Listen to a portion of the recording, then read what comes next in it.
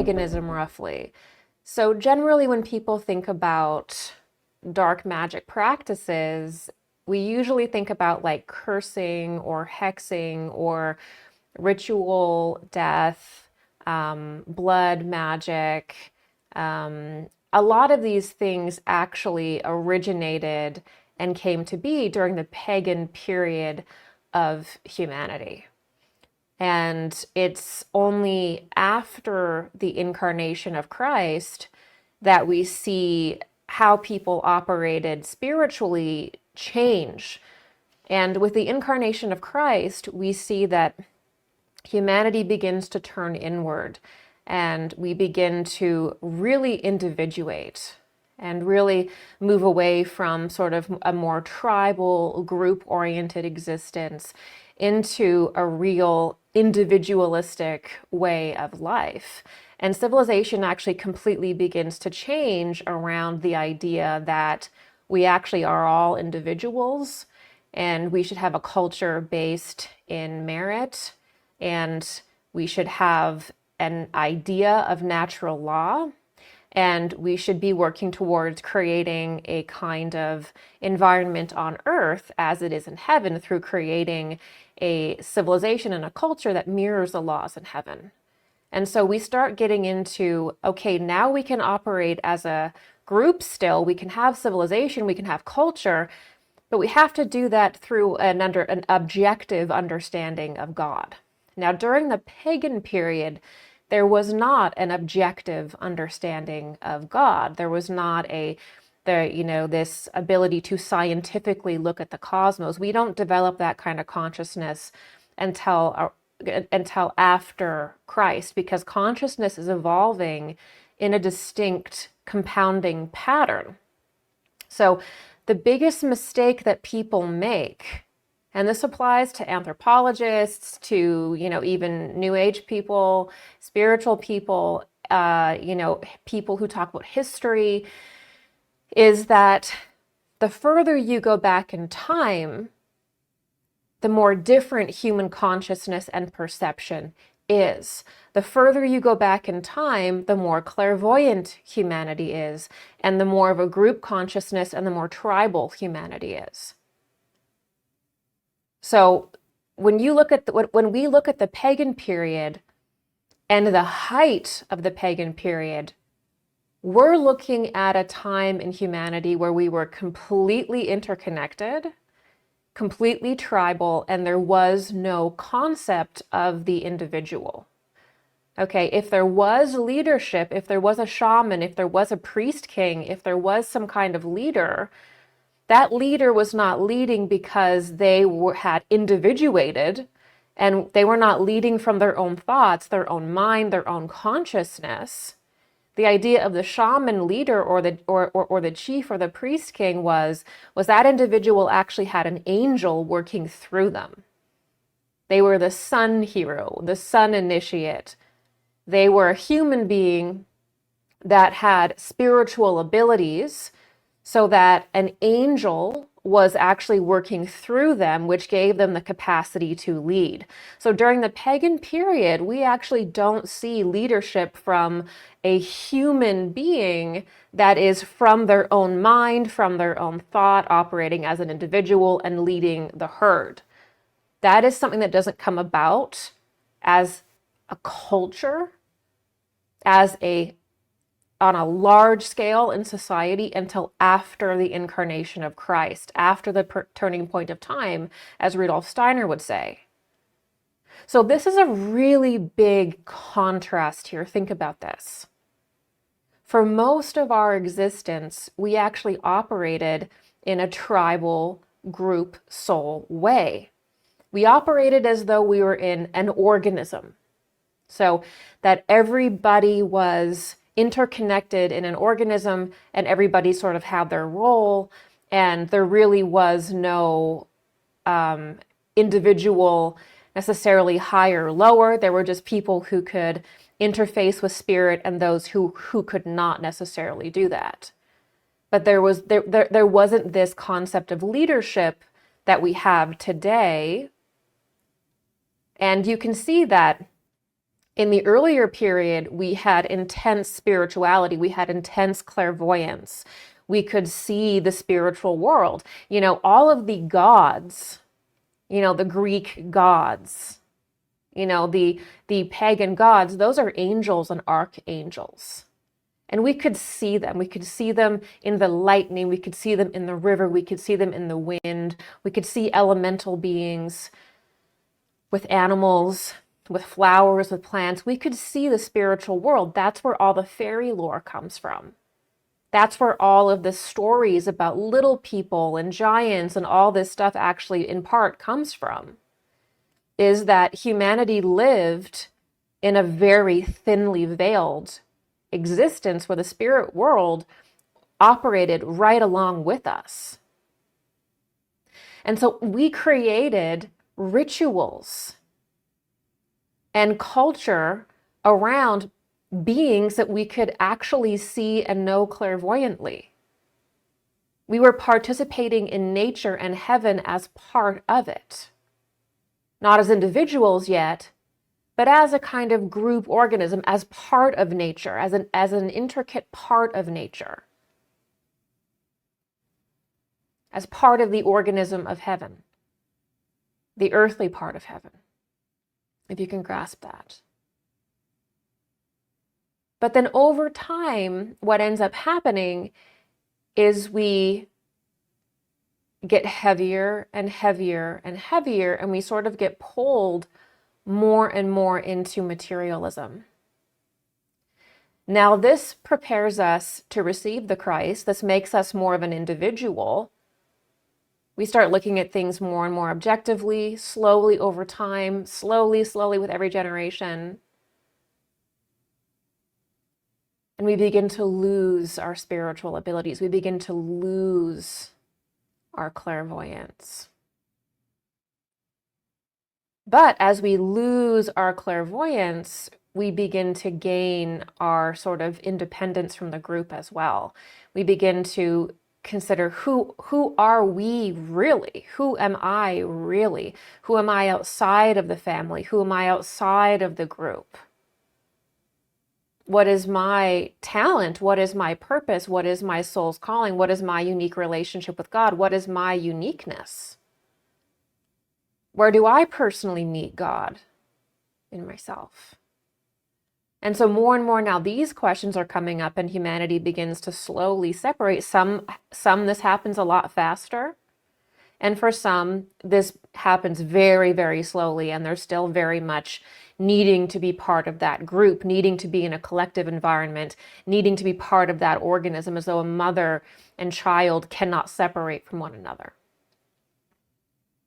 So some of the population begins to evolve into this condition of individuality, but the vast majority of the population does not. That's just the reality of life. It's very hard to individuate from the group. It feels like you're dying. It's very hard. A lot of people don't have the confidence, the trust in themselves. And we're still in that position today. A lot of people would rather hurt themselves potentially than separate from what their family thinks, what their friends think, what the world, their culture thinks. But to be individual is to be upward. It is to be upright, and that is the call for all of us. It is to be one with yourself and God. And that's not possible when you have this collectivist kind of group existence that characterized the pagan period. Now, I want to be clear that when you hear, I would say, like a dogmatic style of Christian conversation around this, it doesn't really grasp what paganism was and what paganism really is to humanity. We always hear something like, well, those pagans were really awful and crazy and practicing human sacrifice and superstitious, and they were like animals and having, weird orgies and sex magic and stuff like that. But that's not actually describing paganism objectively. That's describing the final era of paganism, which is the decadent era of paganism. So every cycle of humanity has two phases, every single one. There is a golden age in which there is a spiritual lesson or a certain kind of development that humanity has to obtain. So during the pagan period, in the height of it, we're learning all the archetypal patterns of heaven and earth by participating in them directly, not as an individual, but as part of nature as a whole. And we're creating rituals and culture around being one with everything as part of this organism. So we're learning all the process like in big cycles. We're understanding it. And we go through that period for thousands and thousands of years, largely different kinds and breeds of paganism until the incarnation of Christ. Exactly. But this was a high point for human civilization and culture for that time, because that's where we were cognitively and perception-wise. A totally different place than we are today. And at the height of paganism, there was no human sacrifice. There was no blood magic. There was no animal sacrifice. That is not present in the high time of the pagan period. That only happens near the end of paganism. So there's a golden age in where you see the height of any epoch, the height of any spiritual period. And then it begins to decline. It begins to become decadent. It begins to become degenerate. And all of the practices that were once done in the golden era of that time begin to invert. So Satanism really is just inversionism. All Satanism is, or all black magic is a direct inversion of natural law and a humiliation of natural law and a humiliation of God. Because when something becomes mortified, when something becomes humiliated, there's a small amount of energy that can be consumed. It's very crude, it's very primitive, it's very materialistic, but a lot of people's energy body operates in that crude and primitive way. It's not a sophisticated structure going on there, right? So there's a high point of paganism that characterizes its first phases, in which humanity operated as like a group soul. If there was a chief, if there was a priest king, they were that way because they were able to interface with an angel or an archangel. So even when they're leading, it's not really them. It is an angel working through them.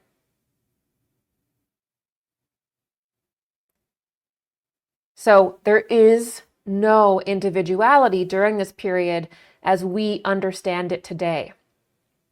As we move deeper and deeper and kind of sink deeper into materialism, and our attention is drawn more and more into the five senses in order to become individuals, in order to focus ourselves a little bit more in matter, because we need that compression, we need that materialization impulse to individuate. So the more materialized and earthly we become, the more of an opportunity to individuate from the whole we have. So we lose that spiritual clairvoyance, we lose these spiritual abilities, but we gain mind, we gain intellect, the ability to look at things objectively, do analysis, objective critical thought. This is not something that human beings had during the height of the pagan period. Everything was all superstition because we didn't really have the level of mind that we have now. And that actually doesn't kick in a big way until actually around the 1400s, the 1500s. So we've really only had the kind of powerful intellectual mind as a human being for maybe 500 or 600 years. Okay, because again, human beings evolve through what are called epochs. And these epochs are not just periods of exact time, they also represent different developments of human and planetary consciousness. And these epochs can be tracked through the Platonic year, and you can even track the rise and fall of civilizations. I talk about this repeatedly on my channel here, but this is also available in spiritual science and anthroposophy. Most Western esotericism is going to have this concept as a center point to understand the evolution of consciousness and also the evolution of the very elements of our planet, the very condition of our planet. And so what ends up happening is that when we talk about the pagan period, we only talk about it from the perspective of its dark age. We're not addressing the reality of how consciousness has evolved over time. We're not understanding the high point of paganism. We can't actually understand the dark age of paganism and the blood magic and the human sacrifice and all that really dark stuff unless you understand the high point. Now, the high point of this, there was never blood sacrifice. That only began when human beings began to lose their vision, but we're needing spiritual power still. So initially, you would still have this concept of sacrifice, that in order for something to be born, in order for something new to emerge, either in nature or within the human being, something would have to be given, right? This was a huge part in early human spirituality, is that in order for anything to come to be, there had to be a sacrifice. And that sacrifice creates the substrate of life. So think about this in your own existence. In order for you to become a higher functioning person, you're going to have to sacrifice some of your bad habits. You're going to actually have to place that on the altar of God and say, I am going to give you this bad habit, and I am going to sacrifice that so that something greater is going to come into my life. And you suffer. When you say, I'm no longer going to smoke cigarettes, I'm no longer going to drink alcohol, that's a sacrifice for God. Because God smiles when you become the best version of yourself. So when we fast, it's a sacrifice.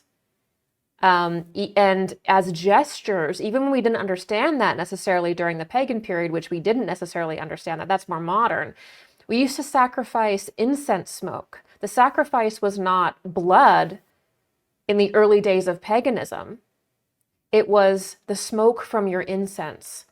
It was grain, it was wheat, it was fruit, it was your chanting, it was your prayers, it was your time in contemplation with God. It was anything that you could do to dedicate yourself to God when you could be doing something else. And then anything that you had, that you needed, that you gave to God, that was also sacrifice. It was very simple, but it was not killing.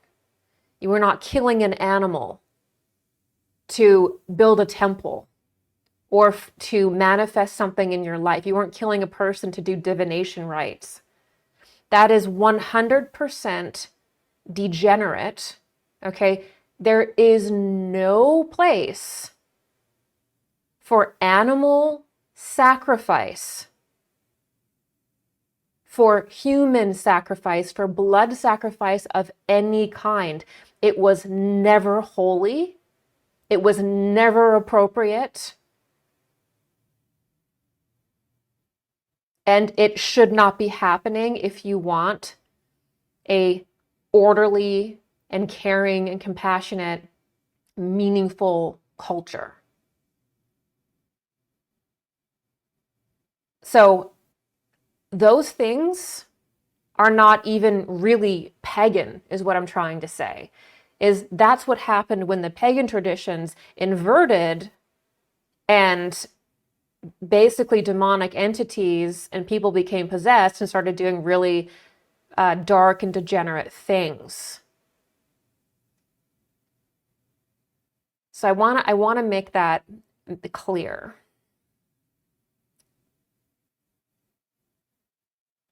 And also, Christianity will also experience a decadent period. This isn't just on, earlier religions or whatever. Christianity is going through a transition where it's going to have to become more esoteric and include a understanding of spiritual science. That's going to make it living, right? Or it's going to eventually regress into a series of laws. So this is where Christianity stands. Christianity either has to rise and organize itself around spiritual science, which is the objective understanding of the spiritual world and Christ, and working towards developing the senses to perceive him directly and work as an independent individual with Christ. That's the next phase of Christianity. That's what it has to be. That's what it was always meant to be. But we were, again, moving from this communalism, and we've had to have this intense dogmatism, this intense structure to prepare us for direct union with him. So it will spiritualize into that structure, or it will degrade and degenerate into a series of laws.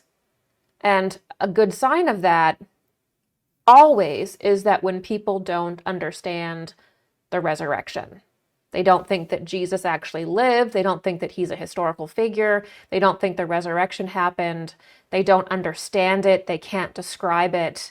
That is the sign when we don't understand the resurrection mysteries. We don't understand the Christ. And that's when we'll know that Christianity has now entered into its decadent phase. It's been captured by too much dogmatism, right, which is Armonic. And it will be broken down into just a series of laws, which are basically like every other religion in existence, and it will be one world religion because they all have the same laws anyway. So the key here is real Christianity begins with understanding Christ. And Christ begins in our life with understanding immortality, the immortal body and the establishment of the immortal body in eternal life, and understanding his life, and understanding especially the resurrection mysteries. So that's how Christianity will become decadent. And it's already happening. I already see people who claim to be Christians, but they're really just entering into Christianity from a place of pure dogmatic understanding where it's just a series of laws for them. It's just a community for them. It's just a cultural thing, which is not the purpose of Christ's life and death, to be clear. He didn't come here and die so that we could have a bunch of bland, milquetoast laws. He came here so that we could be immortal, like him, through him.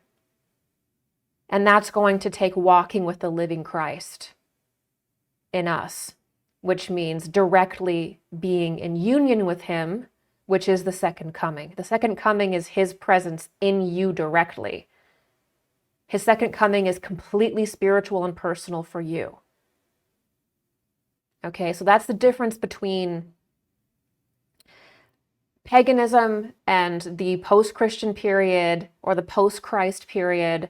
And that's to say, even as a Christian, listen, like every single epoch will have a decadent phase of its most common religion, of its spiritual condition, including Christianity.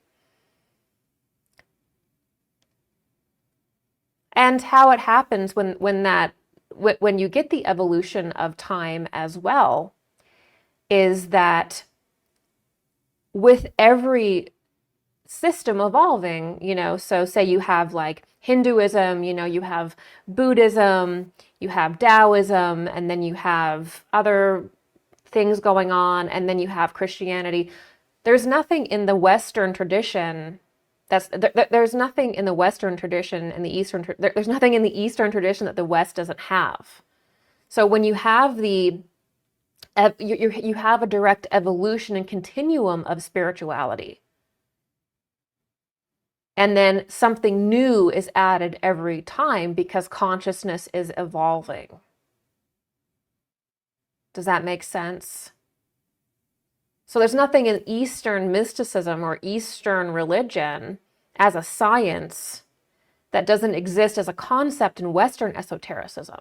The only difference is that Western esotericism provides initiation science because we only have the capacity to spiritualize into an immortal form for basically really 2,000 years.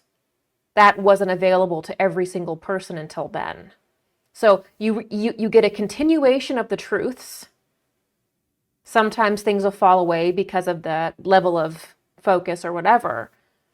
And then you get something new added. And in 2,000 years from now, certain things will fall away from what we use, and something new will be added, and you'll have, and it will continue. So we do have to see spiritual evolution as a continuum, really. The truths are carried on, some are dropped, some are carried for whatever reason, and something new is added. And this is how a lot of dark occultists think. It's a very primitive way of operating spiritually. It's kind of like, have you seen those cat memes where there's like a box and it's a completely tiny little box, or it's like a really weird shaped thing, and then the cat hops in the box? And you're like, oh, I don't think you're gonna fit in that. And then the cat like makes itself sit in the box. This is like black magic. If I fits, I sit. So this is like black magic in the sense that it's like, if the ritual works for me, therefore it is good. If something works, therefore it is right. Therefore it is moral. So all black magicians and all people that will be susceptible to that, or even operating within that paradigm, they think that because something exists, that it is therefore good, that it should exist, that just existence alone is goodness. This is a pre-fall condition. This is the condition that humanity operated in when we were led by angels and we really couldn't sin. And so many people still have this consciousness that everything that they think is right, every urge that they feel in their lower centers is their true selves. And this is often confused with ideas of non-duality, that good and evil have to co-create in ourselves, have to exist in ourselves. We have to accept everything. This is the heart of extreme liberalism, right? But in the Christian era, this is not how we evolve. We have to overcome and transubstantiate our lower centers. And every impulse that we have actually is not holy. It's not good. Some of them actually harm us. They harm our soul. Some of them are an animal impulse that's based in fulfilling lower urges of survival, of control, of just seeking pleasure any possible way that you can, that anchors you into the material world, that makes it so you live an increasingly more and more material life because you just can't get your lower centers under any level of balance, because you keep feeding every lower urge that you have thinking it's holy, because the idea of post-fall and pre-fall consciousness does not exist in some people. And so everything that they feel is true. And the world has to, create safe spaces, or the world has to arrange themselves around their particular feelings or this identity that they create. Well, what if what you're feeling is not healthy for you? What if the urges that you have are stemming from something that is unhealthy within you? What if it's some kind of trauma response that you have? What if it comes from some kind of wound? What if constant seeking of pleasure is a distraction from you actually getting clear, releasing attachment, and knowing God? And so the other thing about the earlier pagan humanity is that we operated in more of like a pre-fall state. It was definitely post-fall, but we still had this kind of childlike state because we weren't fully conscious yet. And with full consciousness, such as we have now, comes full responsibility. And our responsibility is to go over all of our thoughts, all of our emotions, all of our impulses, and all of our urges with a fine-tooth comb and say, where can I take responsibility here? Is this actually coming from a wound? Why do I seek all of this material pleasure? Am I trying to seek wealth because I need to pay more attention to God, really? Because I need to feel satiated in my relationship with Him? Am I seeking food? Am I seeking sex? Am I seeking this or that to feel some kind of connection that is actually a connection that I'm supposed to be having with God? So in the earlier pagan times, everything was externalized. We lived in kind of a tribal hive mind, and we experienced everything as an external pattern. Everything that we did, we experienced externalized because we had not yet reached a point in development where we could turn inward.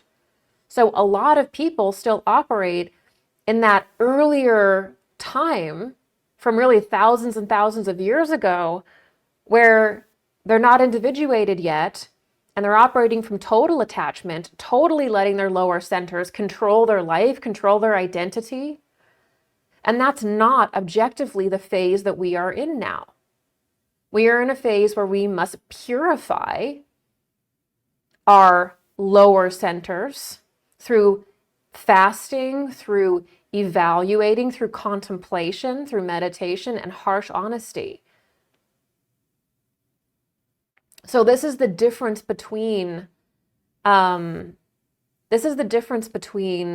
consciousness between the earlier pagan period and the post-Christ period. And people do not like to hear that, and that's fine. But consciousness evolves over time. The whole point in taking a life on earth is eventually to individuate. And then once you individuate, you spiritualize into an immortal form. That's called eternal life. You cannot reach eternal life or immortality or the diamond body in Tibetan esotericism. They had a structure too, while you are in a group consciousness. There is no immortality or reaching these higher levels of spirituality if you're operating in a tribal group consciousness, because if you're operating in that way, you're not able to take responsibility for yourself as an individual because you're outsourcing every single part of your being to what the group thinks of you and to what you have to do to survive with your role in that group.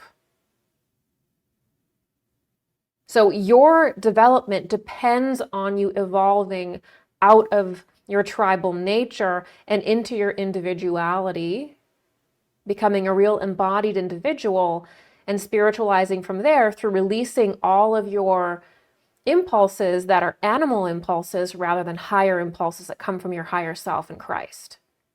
Blood magic, human and animal sacrifice were practiced regularly and deeply tainted and diluted humanity. The world descended into a complete inversion of the original pagan golden age, and much of humanity regularly participated in spiritual practices that brought forth demonic entities and lowered their consciousness. And this is the thing about it too. Listen, the more that you do degenerate acts, the more that you are like summoning demonic entities, doing all this kind of stuff, or even just acting demonic yourself, the more dark your consciousness and perception becomes, the more you see the world that way. So the more that you do it, the more you're dragged down, the more you're drawn to it, the more your sort of mind darkens, the more foggy it becomes, and the harder it becomes to rise. So there is an accumulative effect of sin or of poor behavior.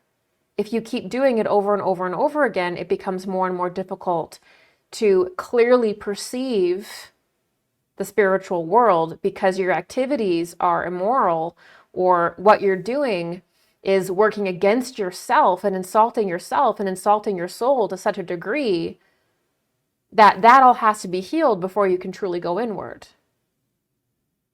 Right?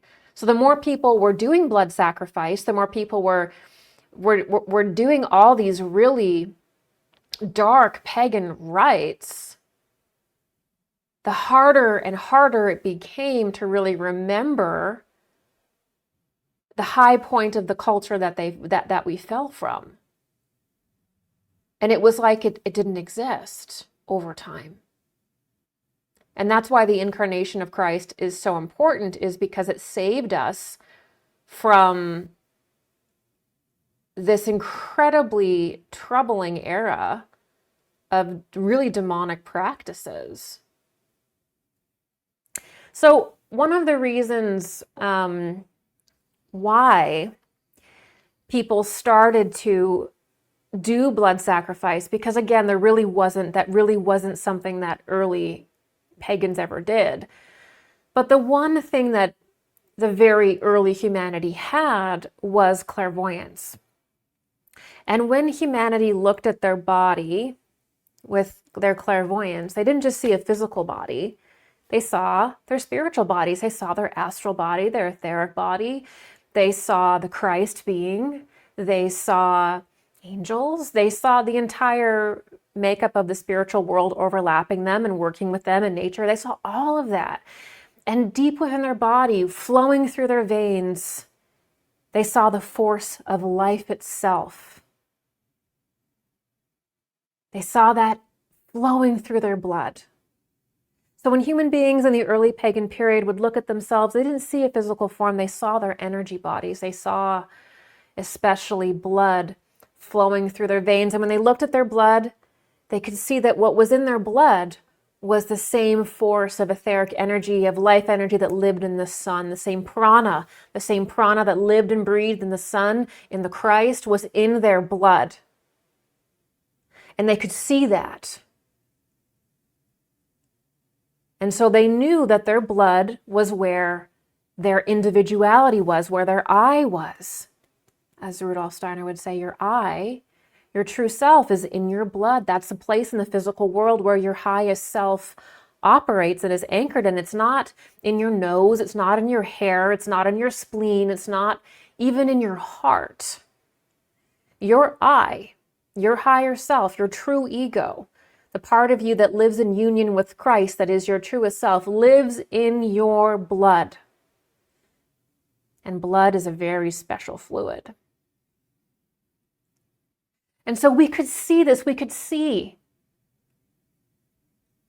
that our identity, our soul, our highest self actually existed in our blood. And that was the point where it met our body. And so when times darkened and we couldn't see the angels anymore, and by the way, I want to say this about the Bible too, is people have trouble with the spiritual hierarchies now because the Bible doesn't specifically lay out angel, archangel, archai, exousiai, throne, whatever. But people assumed that. So the hierarchies of angels was assumed knowledge at the time the Bible was written. We then lost that knowledge and have to remember it. I just want to say that because so much of this pagan period is about the angels and gods and plurality, but that period then went into the Bible. It was assumed knowledge. That's why it's like, oh, Gabriel's here and he's part of the Annunciation with Mary, or you have, the cherubim at the thrones, and they're doing that and not explaining it because everybody knew about them. Like, you didn't need to explain it. A lot of things aren't in the Bible because people took that knowledge for granted, which is another reason why we need spiritual science, is to bring these elements back and center them around Christ in the world. So, getting back to this, when we lost that spiritual sight, the one thing that we did know, the one thing that we could remember is that our blood is where our power is. The blood is where the life force is. Your blood is where your life force is.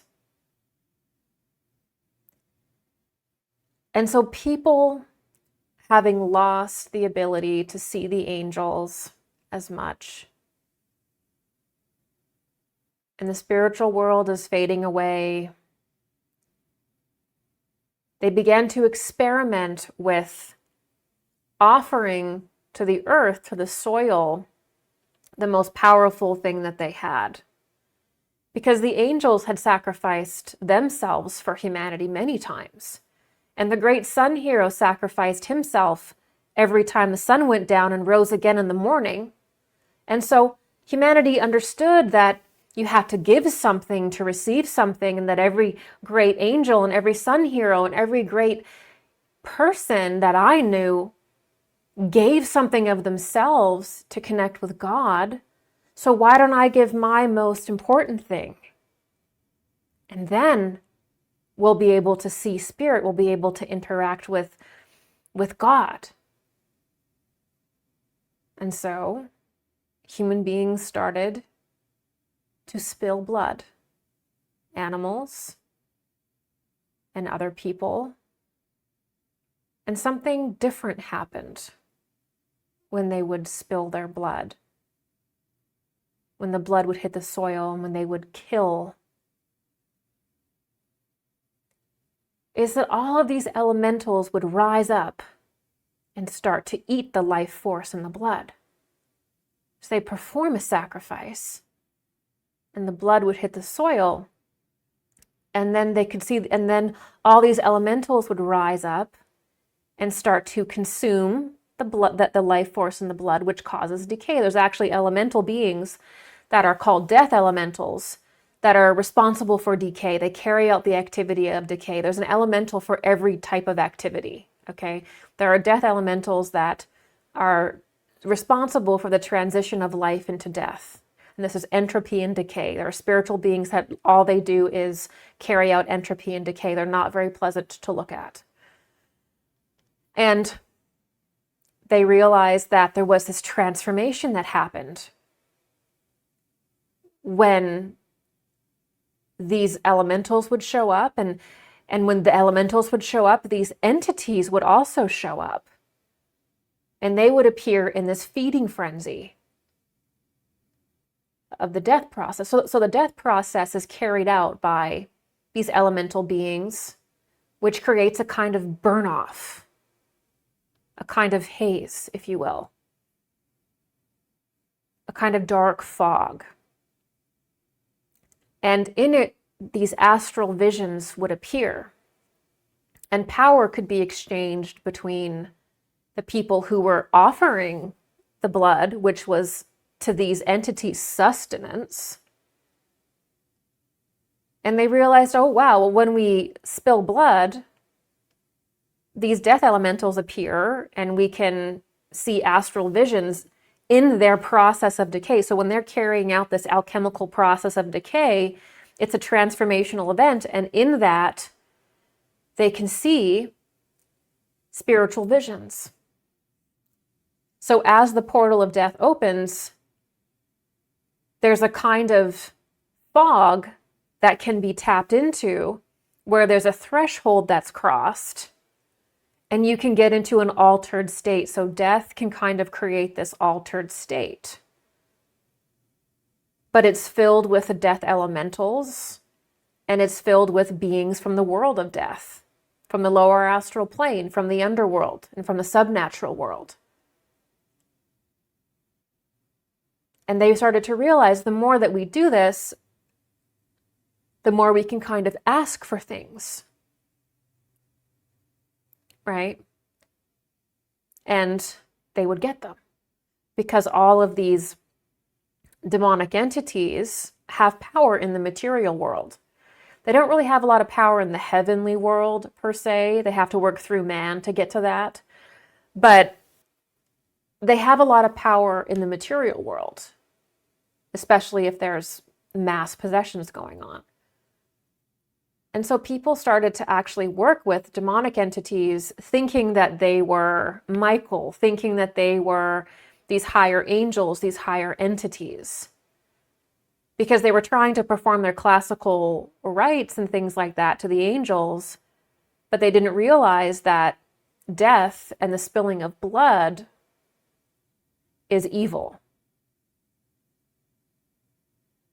And so it started out from ignorance, but people became addicted to it because it gave them worldly power, and it allowed them to regain this kind of mystical vision that they had lost. Because when death happened, it allowed this kind of cheap and easy way to see into the spiritual world. They could experience that transformation while living. And every medium, and I have a lot of people who are mediums that watch, you'll understand here that mediums are portrayed usually with a skull, because in mediumship, you enter into the world of death. You have to be able to enter into that place while you are living. You have to be able to enter into the spiritual world while you are alive. So it's associated with that function. So you can have certain kinds of spiritual visions and certain kinds of spiritual events, and power can happen through death. But it is not the same, again, as like operating through life. These are completely different processes, as I said.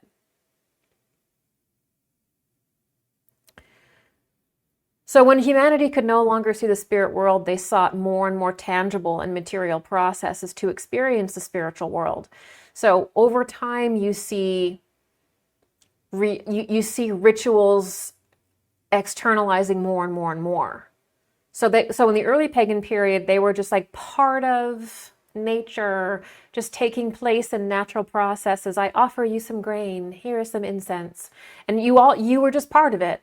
And then the more we separated, the more we try to remember it and connect by creating more and more externalizations of those earlier processes we were participating in.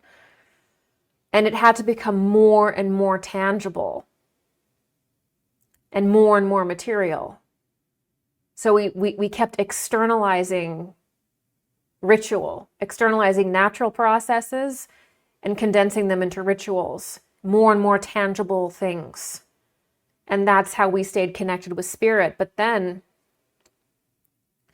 human sacrifice was, and animal sacrifice, any kind of blood magic and death magic was providing this really cheap way to access spiritual beings without healing yourself. So normally, if you were to be like a high priestess, or you were to be a priest king, or you were to be like a Merlin type, you would only get there through self-sacrifice. Even in the earlier times, even before Christ, the pattern was still the same. You were only going to be able to merge with the spiritual world if you were pure. If you purified yourself, if you sacrificed yourself, if you became in service to humanity, then you could develop these incredible abilities, or you could maintain them, things like that. But blood sacrifice and death, it allowed people to have these abilities for a brief moment without having to heal themselves, without having to confront their darkness.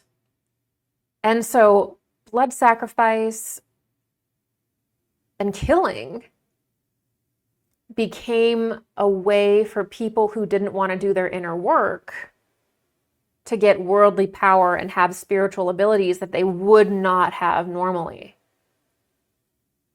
And so it was like a magnet for a lot of immoral people. And then if you just think about it, there's also just a lot of ignorance. Like people couldn't tell the difference, because it takes us a long time to sense evil. And so people just didn't really know the difference between like a fallen angel and an angel. And that's partly why God allowed all this to happen, is that we had to understand that killing is wrong, and that blood magic is wrong, and death magic is wrong, so that we could understand life and transformation and overcome it and truly accept the Savior. So it's all part of a natural process, but it was a decline. It was a definite decline.